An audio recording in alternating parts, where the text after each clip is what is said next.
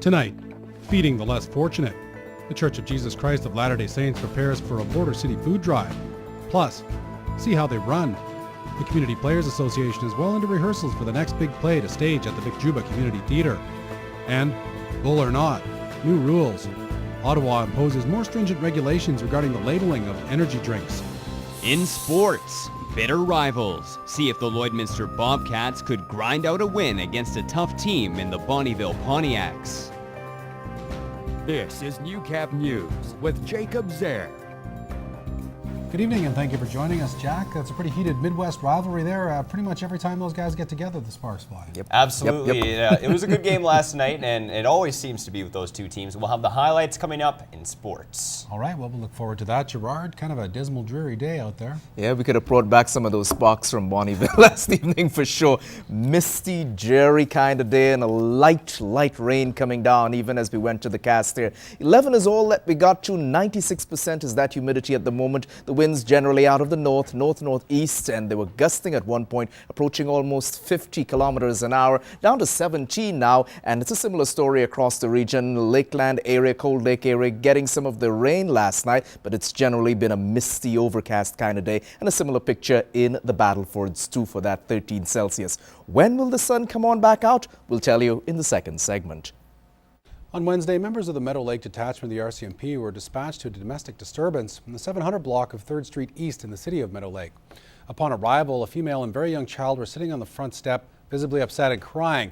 The female and child were removed to a safe location. As members approached the residence, a man exited the residence with a marijuana cigarette. He was arrested for assault, and a search found morphine and hydromorphone pills on his person. A warrant to search was gained, and 26 grams of marijuana, 5.2 grams of cocaine, 20 morphine pills, 5 hydromorphone pills, and a prohibited weapon were located and seized. The man has been charged and will appear in provincial court. Darren Jr. Ogles, age 23 years, of Meadow Lake, will face 4 charges for possession of a controlled substance, 1 each for marijuana, morphine, hydromorphone, and cocaine, plus 1 charge for possession of a prohibited weapon. This investigation is continuing, and if anyone has any information on this crime or any other crime, please contact the Meadow Lake Detachment of the RCMP or Crime Stoppers. Maidstone RCMP are requesting the public's assistance. On August 11th, Maidstone RCMP were notified of a theft from a residential yard in Paynton. Someone stole a 6-inch drilling auger with an aggressive bit. This auger could be used with any hydraulic drilling system. Also taken from the same residence on September 1st was a 20-foot trailer with vehicle ramps mounted on the rear. The trailer had Saskatchewan license plate 553HGK and had a large scratch on the driver's side. It's suspected that the same person or persons are involved with this theft. If you have information about this or any other crime, please contact Lloydminster Rural or Maidstone RCMP or Crime Stoppers. Once again, the owners of Spiros restaurant are opening their hearts to the community to join their feast on Thanksgiving Day. For the last 25 years, Spiro and Tina Kokonas have hosted a turkey dinner, offering those without family a place they can celebrate with others. Kathy Lee finds out why this event is special to the Kokonas family. In the spirit of Thanksgiving, Tina and Spiro Kokonas are preparing a turkey today. The notable bird is a sample of the highly anticipated feast that'll take place on Monday at St. John's Anglican Church. We're hoping that we fill up the place again as we usually did before, and so we're excited about it to see the people, the same faces, also new faces.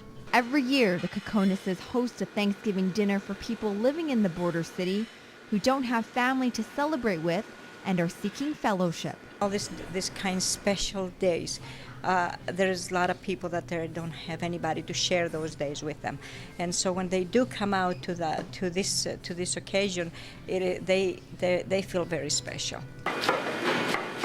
After receiving support from the community during the ups and downs of their 41 years in business, Tina Kokonas says the event is a way to say thank you. The need, it was not for the people, it was for us to give something to the society, to this city that had been so good to us in the past years. From tablecloths to all the fixings, local businesses and individuals will donate everything. And to contribute, the Kokonases say the amount of money that would have cost to host the event. We donated, we give it to some charity. And this year we picked Slim Thorpe Recovery Center Now anyone is welcome to the free event, but to make guests feel more comfortable, the Kokonas family, they've printed out these tickets. Although you don't need them to get into the event, there's about 200 left that you can pick up at the Spiros restaurant located on the south side of the city. Kathy Lee, New Cap News. The Church of Jesus Christ of Latter-day Saints is lending a helping hand to the community. The church is preparing a food drive for the Lloydminster Salvation Army. Emmett Murphy has more. Beginning Monday, volunteers will be delivering flyers to houses asking people to leave non-perishable food items in bags on their front porch. What we're really trying to do is we're trying to restock the food bank for the Christmas season as best we can. The church is already seeing strong support. Printing services, a semi-trailer, and forklift services have been donated by local businesses. As well, many families have stepped up to cover collection routes. It's been going really good. We've got most of our routes filled up and everybody's getting really excited about it. Well, so far it's pretty good. We've got about 2/3 of the routes signed up for, and we expect this Sunday morning we'll have all 36 routes signed up by the families. All donations will be collected between 10 and noon on Saturday. Food can also be dropped off at the church parking lot on 51st Avenue during the same hours.